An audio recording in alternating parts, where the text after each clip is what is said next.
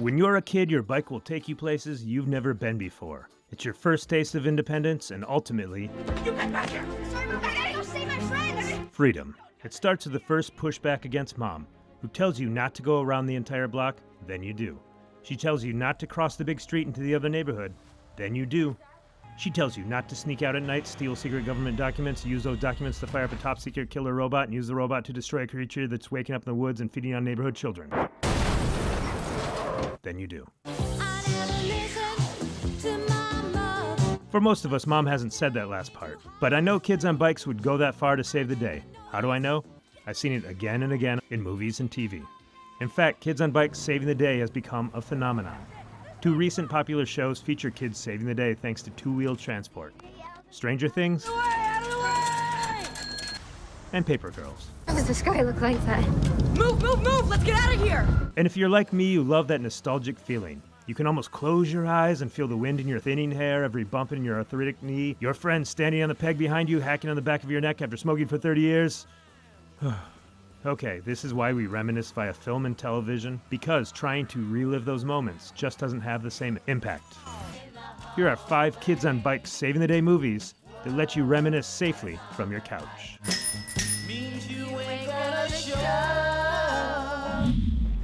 Turbo Kid takes the kids with bikes save the day concept and rolls with it. The filmmakers clearly want to hit us over the head with 80s vibes. You see tropes lifted directly from Solar Baby, Cyborg, Mad Max, and other post-apocalyptic 80s classics. The concept? Bonkers, as you'd expect.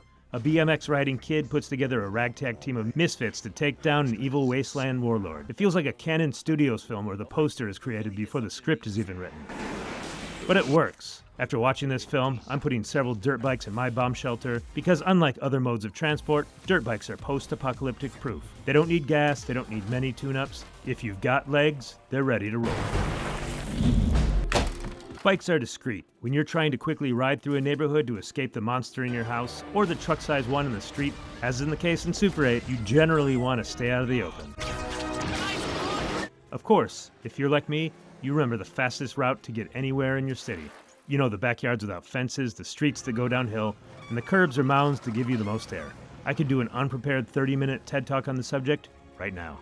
The kids in Super 8 have access to a car, but when stuff really hits the fan, they turn to their bikes to get around town. Bikes are compact, fast, quiet, and no fuel necessary, other than the sugar you get from a wad of Big League Chew. As a kid, it's not uncommon to ride your bike to a friend's house, ditch it on the front lawn, bust into your friend's poster-covered room, and witness a murder next door. Ah, the memories of childhood. Wait. Murder? Next door? Thank God I know where my bike is, laid out in the true green sprayed front lawn. I know its placement adjacent to the landscaping. I know the angle it is from the ground. I know the velocity I need to reach while running alongside on 1/4-inch Kentucky bluegrass at a slight downward slope to get it up to max speed. My bike is basically an extension of my body, ready to transport me anywhere, including far from a murderer. Summer of '84 takes you back, because of the bikes, not because of the curated veneer of nostalgia being presented to you.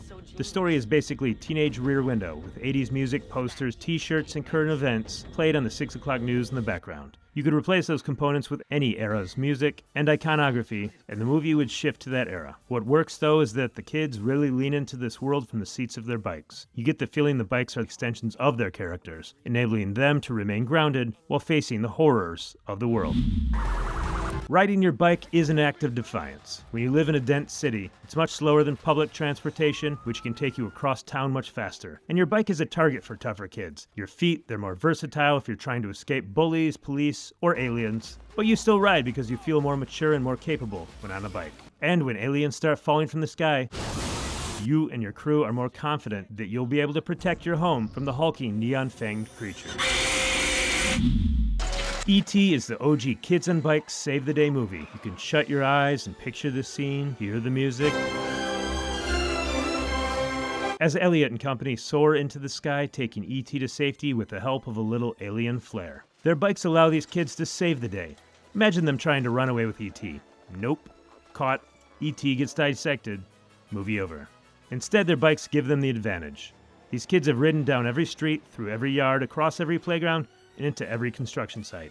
This is their turf. More importantly, the bikes have granted these kids a sense of freedom that empowers them to defy the authorities who would take away their friend. This is their home, and they're going to make a stand. And when you're a kid, your bike will take you places you've never been before, physically and emotionally. If you like this video, hit subscribe here on YouTube. For more lists, reviews, and deep dives into family films, subscribe to the newsletter at notanotherkidmovie.com.